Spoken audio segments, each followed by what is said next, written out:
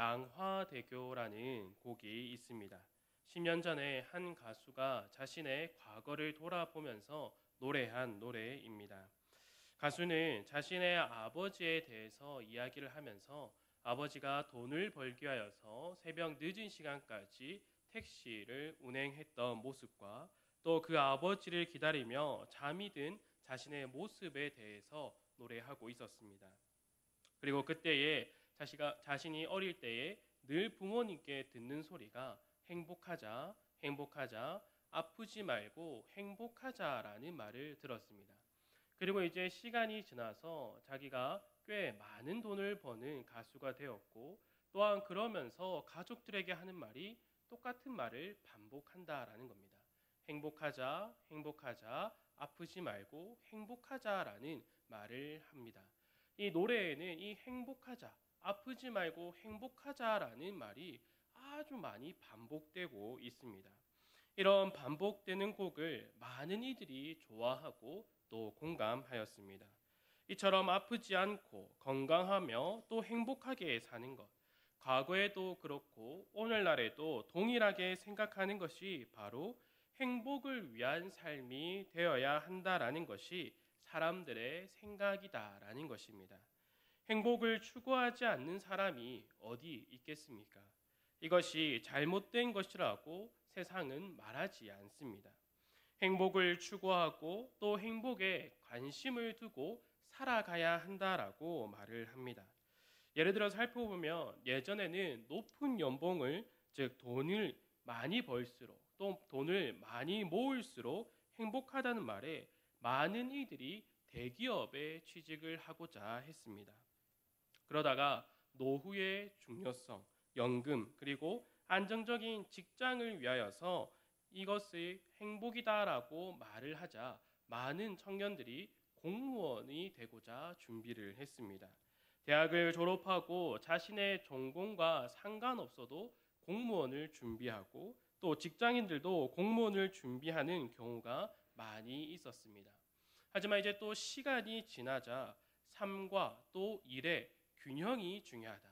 이 삶과 일의 균형이 맞는 것이 행복이다라고 말을 하자 오늘날 청년들은 적게 일하고 많이 벌 수 있는 것 혹은 적게 일하더라도 자신의 삶을 누릴 수 있는 직장을 구하고자 노력하는 모습을 보여줍니다. 그래서 이 적은 시간에 어떻게 많은 돈을 벌 수 있을까라고 고민하는 게 오늘 젊은 사람들의 특징이다라고 할 수 있습니다. 그렇다 보니 결혼을 해서 누군가와 함께 살아가는 것, 다른 사람과 그 삶을 일치시키면서 살아가는 것이 힘드니까 이것은 행복하지 않다라고 말을 합니다. 또 자녀를 낳고 키우는 것이 행복하지 않다라는 생각 때문에 갈수록 혼인율이 떨어지고 저출생이라는 문제가 도미노처럼 나오게 되는 겁니다. 저는 가끔 TV 프로그램의 동향을 살펴봅니다. 자, 이 TV 프로그램을 즐겨하는 것이 아니라 어떤 프로그램들이 요즘에 나오는가를 한번 살펴보는데요.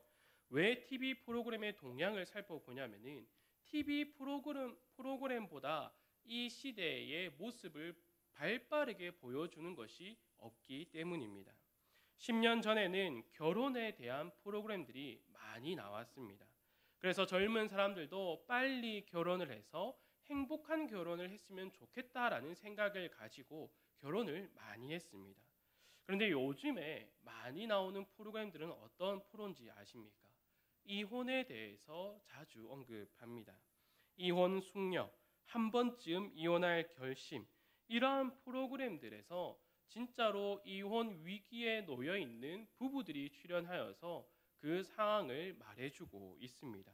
그리고 굿 파트너라는 드라마에서는 이혼 전문 변호사들의 모습을 보여주고 있습니다.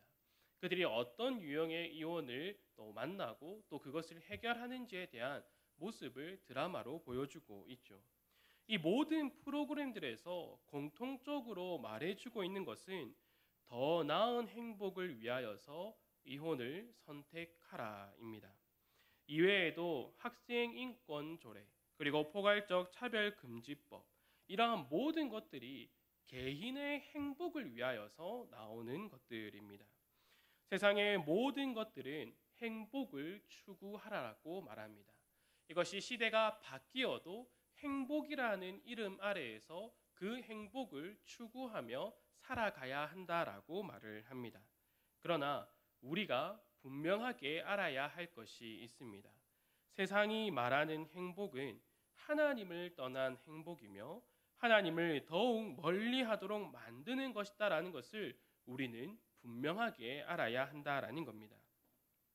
우리는 이것을 분명하게 분별할 수 있어야 하죠.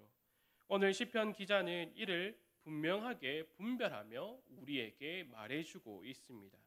본문 11절에서는 이렇게 말을 합니다. 하나님의 말씀을 거역하며 지존자의 뜻을 멸시함이라. 그리고 이어지는 17절에서는 미련한 자들은 그들의 죄악의 길을 따르고 그들의 악을 범하기 때문에 고난을 받아. 시편 기자가 세상을 분명하게 분별할 수 있는 이유가 무엇이겠습니까?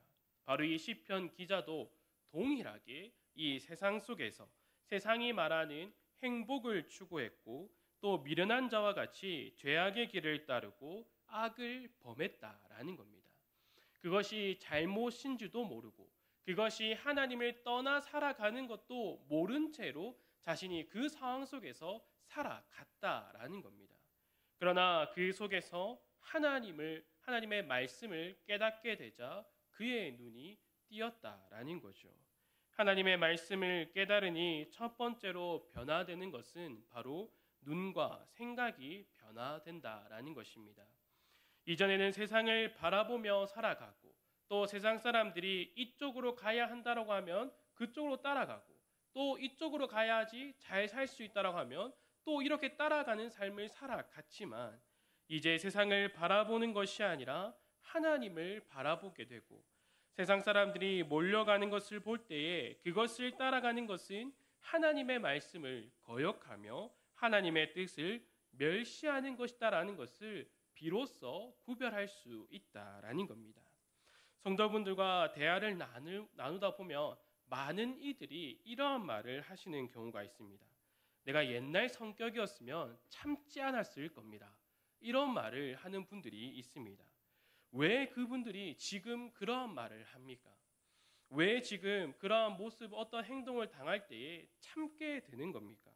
화를 내는 것, 내 뜻대로 안 된다라고 해서 목소리를 높인다라는 것은 하나님의 말씀을 거역하는 것이다라는 것을 깨달았기 때문입니다.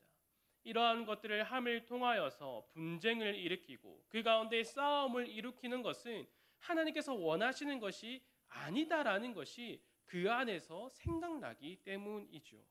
또 두 번째로는 하나님께서 우리에게 말씀하여 주심으로 우리를 고쳐 주신다라는 겁니다. 무엇을 고친다라는 것은 그것이 고장 났기 때문에 고치는 겁니다. 멀쩡한 것을 뜯어서 고치는 사람은 없습니다. 우리는 죄로 인하여 하나님을 떠나 있던 존재였습니다. 하나님의 형상으로 지음을 받고 하나님만을 섬기며 살아가야 했지만 죄로 인하여서 하나님의 진리를 거짓으로 바꾸고 또 우상을 만들어 그것에게 절하며 마음에 하나님을 두기 싫어하며 우리 마음 속에서는 불의와 추악과 또 탐욕과 악의가 가득한 이러한 고장난 모습으로 죽어 있었습니다. 이러한 우리에게 말씀이신 그리스도를 보내어 주셔서 우리에게 새 생명을 허락하여 주셨다라는 겁니다. 기계가 고장나면 제일 먼저 하는 것이 무엇입니까? 어디가 고장났는지 확인하고 그 고장난 곳을 바꾸기 위하여서 모든 것을 해체하게 됩니다. 그리고 모든 것을 분해하고 난 뒤에 고장난 부품을 갈아 끼우고 또 그냥 또 합치지 않습니다. 기름칠을 하기도 하고 조금 더 먼지도 털어내고 그리고 나서 나사를 하나하나씩 조여서 다시금 원래 상태로 만듭니다. 우리도 마찬가지로 이러한 과정을 겪게 됩니다. 새 생명을 얻은 우리이지만 여전히 하나님을 떠났던 그 마음이 우리 마음 가운데에 자리 잡고 있다라는 거죠.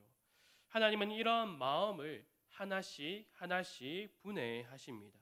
그 과정은 우리의 입장에서는 아플 수도 있습니다. 내가 행복이라고 여겼던 것들을 하나씩 하나씩 놓게 만들어 가시기 때문입니다.